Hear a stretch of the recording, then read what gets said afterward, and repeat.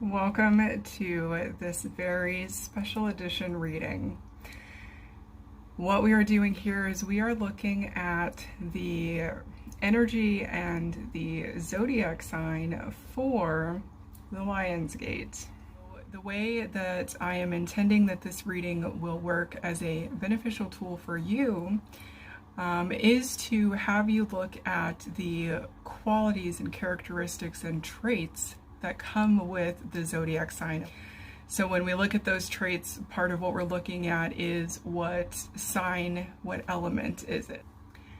And by looking at the element qualities, that in a very fundamental level gives us an idea of what type of energy we're looking at.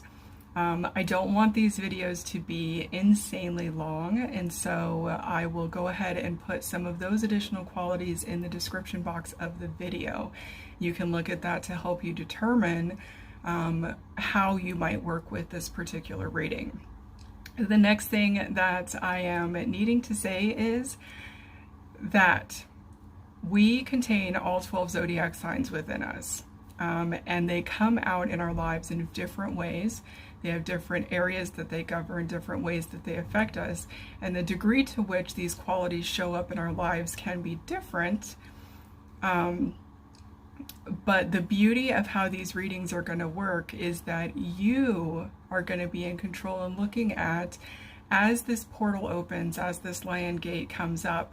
That's a reminder, I totally meant to do this at the very beginning. If you are new to the Lion's Gate portal, the 8-8 portal, I have created an intro video that will talk about that. I will link it also in the description box of this video. Well, Lion's Gate portal, August 8th, the period that I talked about, it's a great portal that helps us with manifesting. So as you look at your life right now and you look at, from the time of you watching this video, what is it that you're wanting to really manifest in your life? And if you happen to be watching it before a Lion's Gate, either the one that's happening this year or whatever year you happen to be watching this video, the idea behind this set of readings is you get to go into your personal astrology chart and you get to look at where your signs are, what they govern, how they can help you, and you get to make those choices about, okay, what extra areas of guidance am I looking for right now that can really help me maximize this manifestation energy?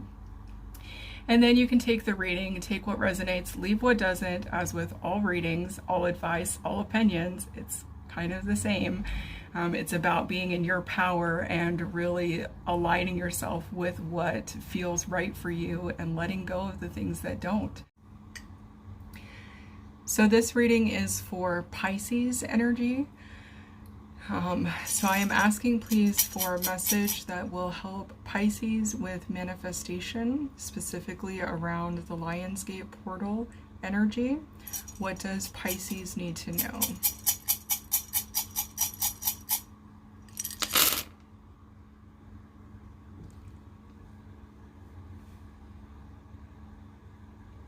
Okay.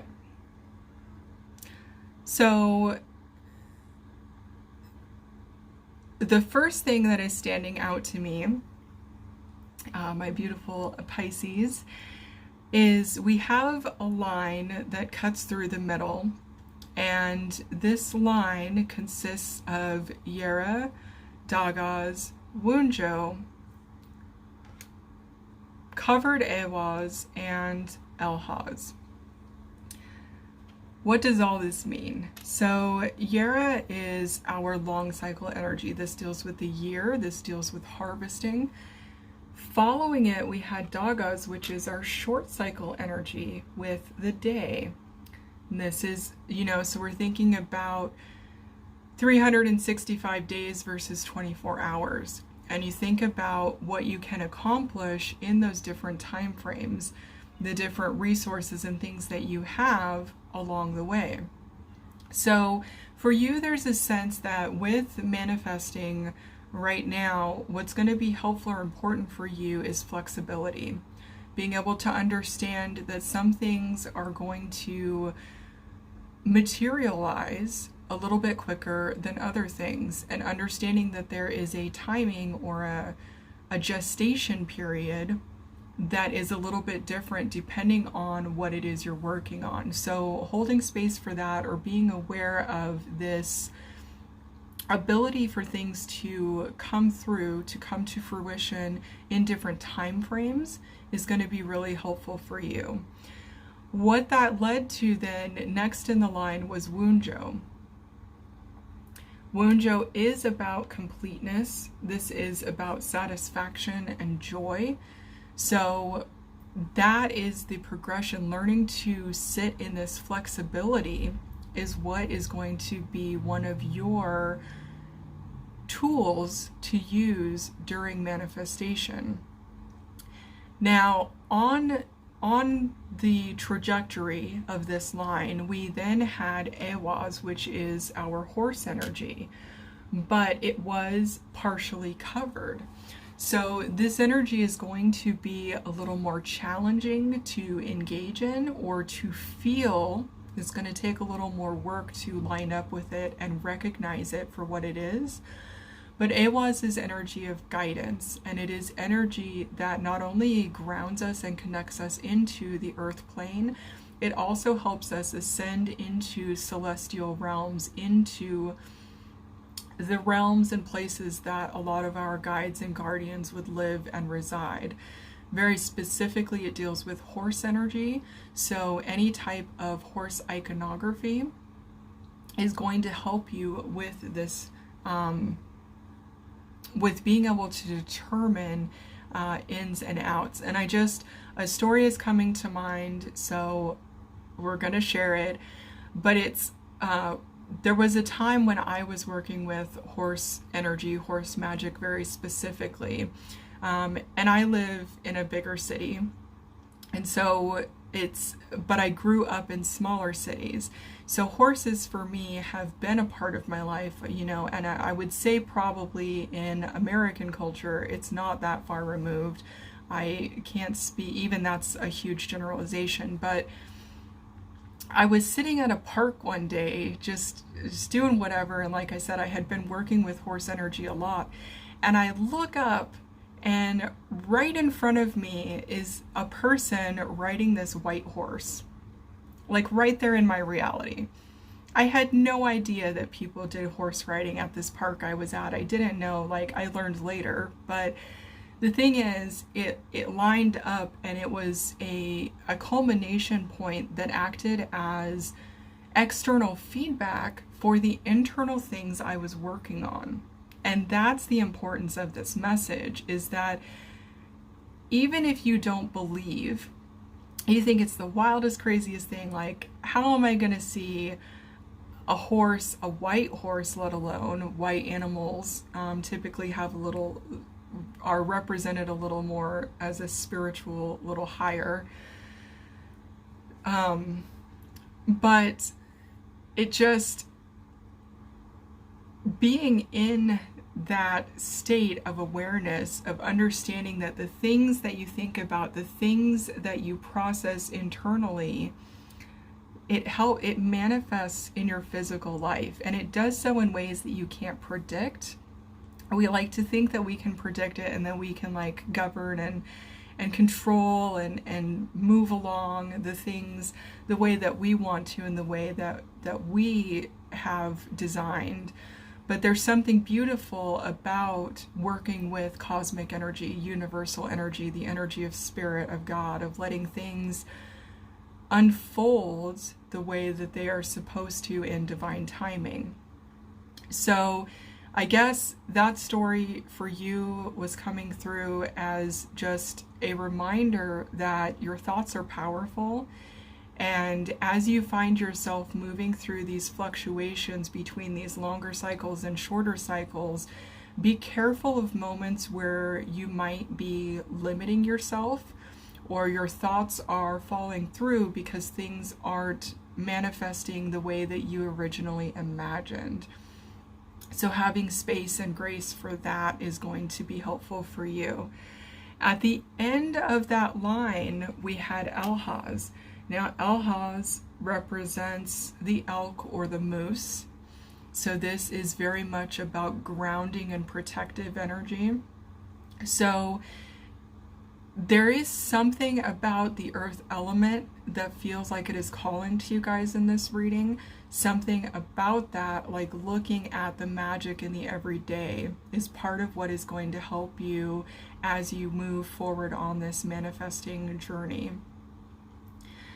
The other runes that we have in your reading, we have Perthro, which deals with the quantum realm. So this is dealing with all possibilities existing, that anything is possible, everything is possible.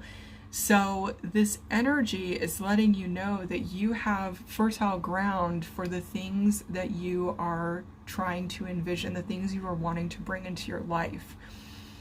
And it requires a certain amount of trust or faith that you don't have to know the why, you don't have to know the how. Really, what you have to know is what your desires are, and you have to know how to be honest with your desires. So Perthro is an energy that is letting you know that if you're dreaming it, dream it bigger and go after it. That's the kind of energy that's coming through for you. In the sequence then next we have Gebo, which is about mutually beneficial exchange, gifting. This is about taking responsibility for the things that we say we will be responsible for. This is about making sure that we are taking care of ourselves and others. This is about making sure that things are balanced in terms of the relationships that we have in our lives. So for you, I said relationships and I got a surge and a sensation. Balancing relationships, focusing on relationships, making them healthier, building them, figuring out how to make them more vibrant is going to be a key point for you. After Gebo, we have Lagus, which deals with our third eye. This is energy that moves us along the realms of consciousness. This is energy of reflection. This is energy of understanding that reality is permeable. Like, I mean, even if you think about it in a very practical sense, the reality, the life you're living today is most likely not the same as the life you were living 10 years ago. And when we stop to think about these things in practical ways and we start to see, oh man, yeah, that is crazy how that has changed or this thing has happened, that's when we start to really understand the magic in the everyday and the magic of manifesting. It's that these little decisions over time compound. So what kind of decisions are you making in this moment? What kind of decisions are you making for yourself, for your highest good? That's the kind of energy that Lagus was bringing in with this self-reflection. And the final rune that came out for you guys is actually Othala. This is a beautiful rune to see at the end of your reading because Othala is all about the legacies that we build. Othala is about this foundation. It ties into our Earth Star chakra. So here on Earth, in the physical plane, the house you live in, the apartment you live in, the car you drive, the public transit that you take, the park bench that you're sitting on, the things that exist in your physical world. How do you find it? How do you interact with it? How are you going to leave it? Do you want it to be better for the next generation? If so, how? And really starting to look at those components is going to be something that is going to inform your manifestation. And it's going to, I think, really help you understand about that flow that we were seeing in the beginning between longer cycles and shorter cycles.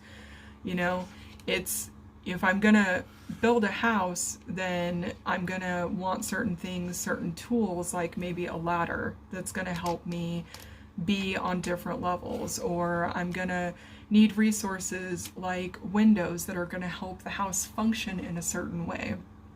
These are all things about the legacy that we build. Like the house, everything, I mean, it's crazy when you think about everything that exists in our world. It first existed as an idea, purely as a thought. someone's idea, someone's thought, and they followed it through. And then through that process, it was birthed and it came into the physical plane. So that really is the kind of energy we're feeling with Othala. And that is your reading. I am going to pull a card to round everything out.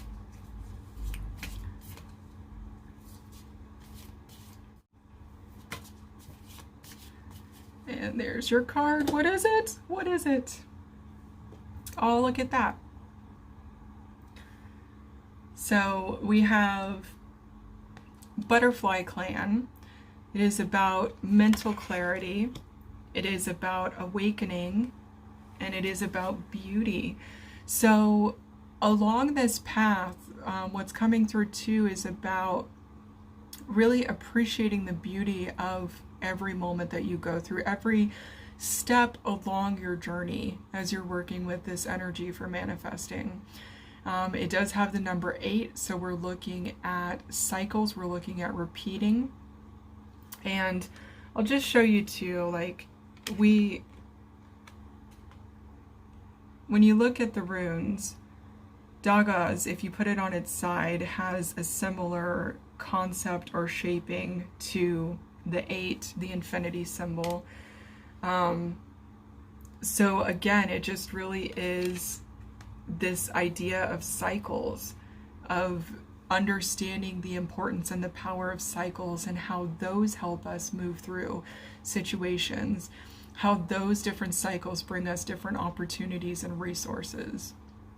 So that is your reading. I'm thanking you so much. I'm thanking our guides and I'm thanking the runes. I have one final little message, but I am wishing you well and I look forward to seeing you at future readings.